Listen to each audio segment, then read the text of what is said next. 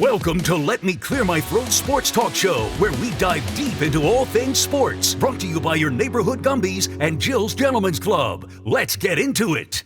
Hello, everybody. This week, I'm happy to be joined by the Ohio Valley Roller Derby.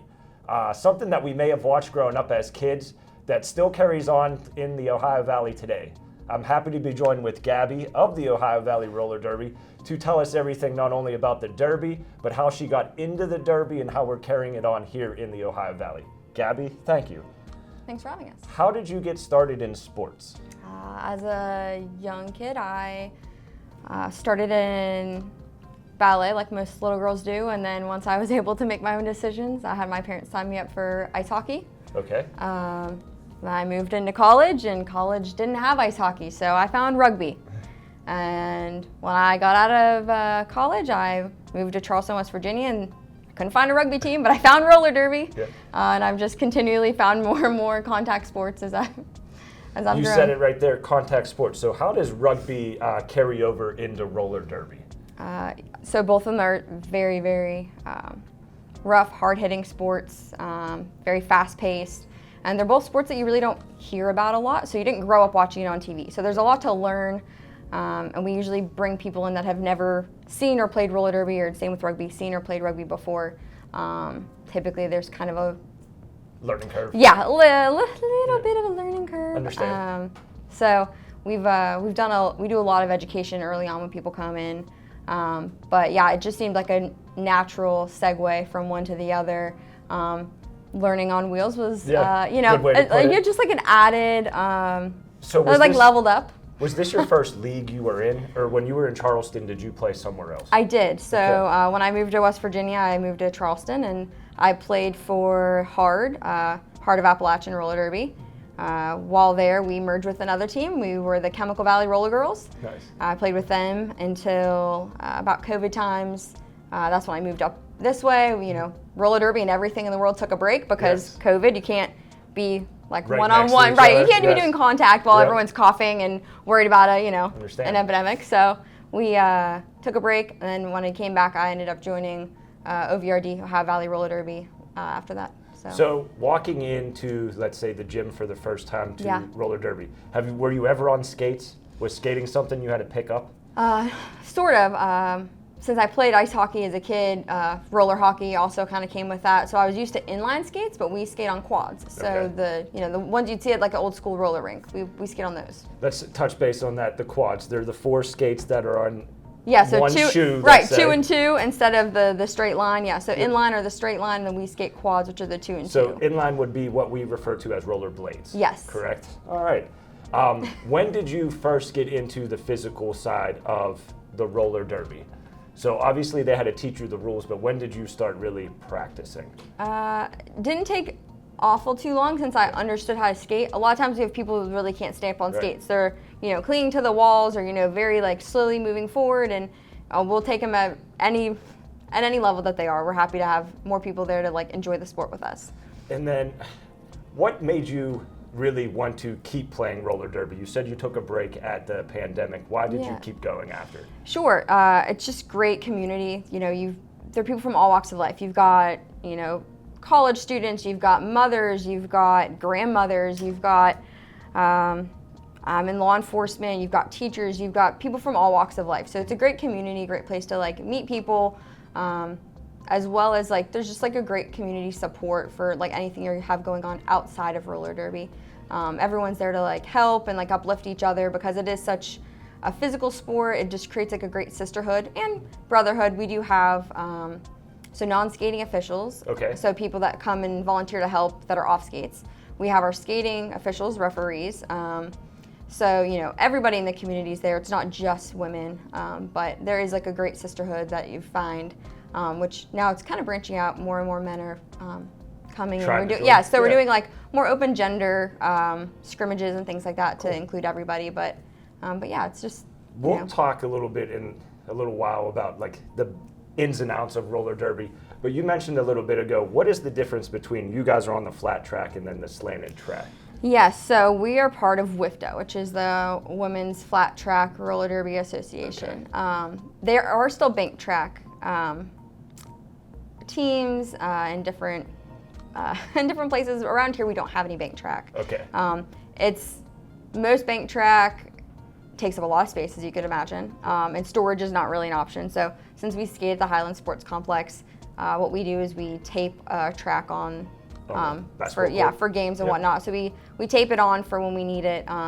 We don't have the storage capacity, nor are there a lot of other teams that do bank track. So similarly, like you wouldn't have an NFL team and like an amateur team play the same. So we're not playing the same. There are different rules. Would you say you have to be a more skilled skater to be on the bank track? I would say I've never done any bank track, but I would imagine it's pretty difficult. Understand.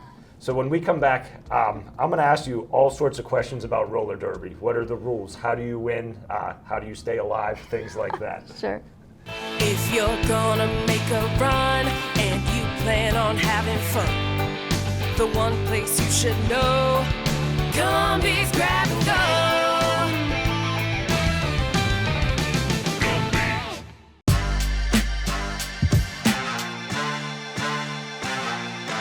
All right, so let's go with roller derby for dummies. What are the basics? How do I watch and understand what I'm watching? Okay, so it takes a long time to really understand it, but we'll start with the positions. Okay, all right. So I'm a jammer. All right, so what is a jammer? So jammer, the easiest way to put it is I'm the ball. All right. You use me to score the points. Okay. I have the star on my head. Yes. So we wear these covers over our helmets. We refer to them as panties. Okay. So mine has a star on it. Myself, and then the other team also has a jammer. So there should be 2 stars on the track at a time. The idea is we each are trying to get through the opposing wall of blockers. Okay. So on the track, there will be 2 jammers, and there will be 4 blockers. So they are just lined across, not letting you get through. Right. So each team fields 4. So there will be 10 skaters on the track at a time. Okay. There'll be 8 blockers in total. And then 2 you're jammers. trying to get through. Yes, Got and it. I'm trying to get through. So once I get my body fully past all of them, All right. then they determine who's the lead. So who got out first. Okay. As the lead jammer, I can stop the jam at any time. If I don't stop the jam, it's 2 minutes long. So you cause a traffic jam, let's say, Yeah. of the girls behind you. Well, more or less. So they can't keep following me. So once Okay. I get out, the next time I come back through to re-engage the pack, as it's called, I get a point for every member on the team, opposite team I pass. Okay. So Got it. I can at most score 4 points for all the other blockers. All right. So I'm basically the ball. So I've got to physically get my body past the hips of all the other Very good blockers on analogy. the other team. All right. So that's how it works. Like I said, it's a jam. So a jam's like 2 minutes. So it's like a play in any other sport. Okay. Most it can be is 2 minutes, and then we switch out blockers and jammers typically, unless you're shorthanded, in which case some people get stuck on the track for longer than they'd like to be. What is the objective of the blockers then?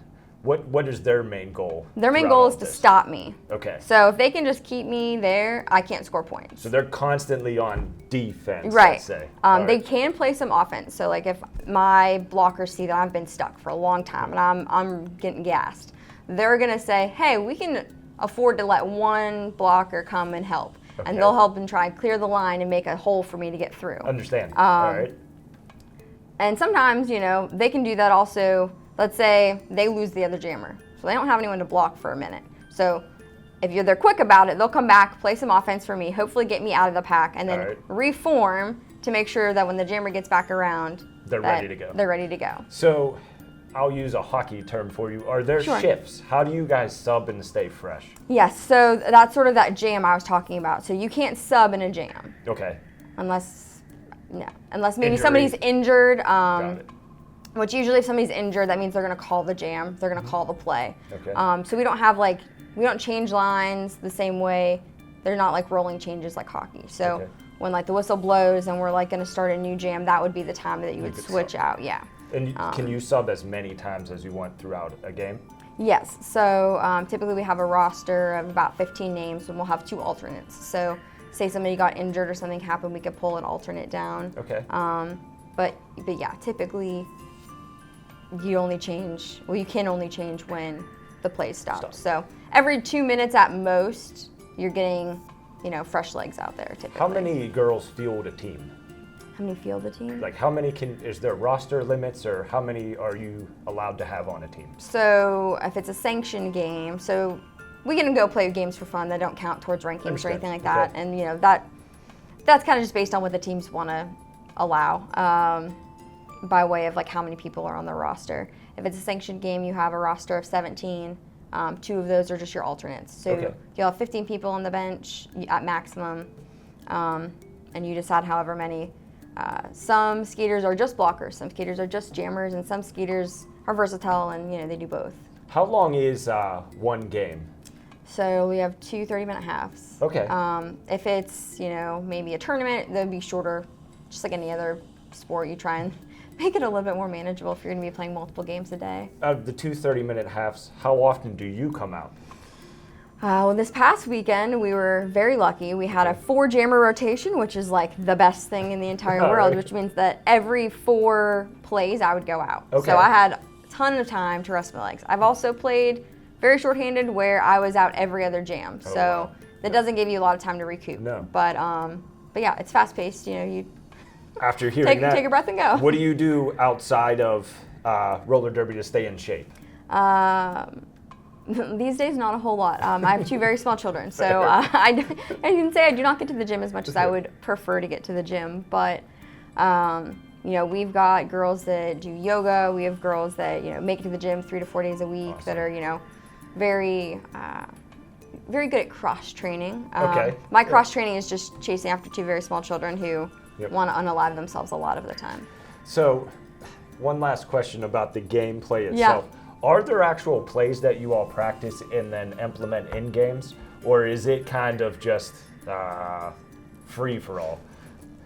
Yeah, so we do have some plays. Like any other team, best laid plans. You're like, okay, we're going to go out there and we're going to do this, this, and this. It's not so much of a play like maybe football would have where they like set up certain ways, but maybe off the line, I say, hey, I'm going to do jammer on jammer. So I'm going to hit the jammer off the line, knock them off their balance. You guys are going to roll back and keep them where they're at, and I'm going to go and hit the wall. So there's some things we do to kind of pre-plan, like, they can take the back line or the front line. Like our blockers will talk to the jammer to see what they prefer.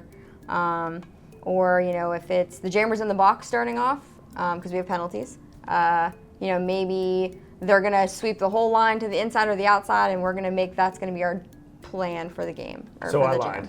I have one more question. Oh, you just mentioned it. Man. How does one get a penalty? There's so many things. All right. Let's ramble off a few. Okay, so cutting the track, which means that you leave the track and you come back in front of other people that you were behind originally. Elbows. Low block, which means that you fell in front of somebody and they tripped over you, or you've tripped them. Forearms. So using, illegal zones of hitting, things like that. Failure to reform, which the pack has to stay within so far of each other. So if you get outside of that zone and you don't try and get back as quick as you can, they'll flag you for that. Yeah, so many things. So there is regulation to this. There's so many regulations. You see Whip It and you're like, wow, they can just punch each other in the face. Right. And we really can't punch each other in the face. It's cool.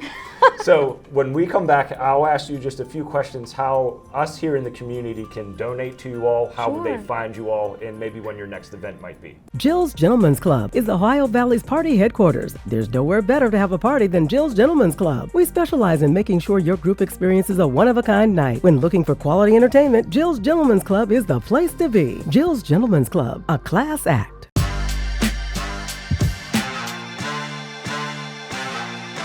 So Gabby, growing up in the Ohio Valley, I hear a lot of times throughout my life, there's never anything to do. Well, we're giving them all something to do. How can we come out and support you all? Where do we find information? When's the next match? Sure. So we are on Facebook, we're on Instagram, OVRD, or Ohio Valley Roller Derby. We post all about our games, upcoming scrimmages and things that we have. If you're not interested in skating, so not everybody is, our next game is actually an away game. It's going to be in July, but we do have a bout coming up in August that would be at the Highland Sports Complex. Awesome. We'll help you promote that as well. Real quickly, you also said if someone wanted to get involved and they cannot skate, they can be involved as well. Absolutely. We always need folks to help us run time, run penalty boxes, maybe run our merch table, all kinds of things. We can always use help. We have a head NSO, so she would be our non-skating official, and she helps organize all of that. Cherry Bloxham. Yeah. So she is our go-to girl for all of that. And yeah, all you have to do is contact us via Facebook. We have an email address that's all up on our stuff online, so you can contact us anyway. We're always happy to have more folks that want to be part of Derby. So. And then lastly, if a girl wanted to play, how would they go about that? Yeah, same way. You can contact us if you have any questions. We practice twice a week up at the Highlands usually it's from 8 to 10 p.m.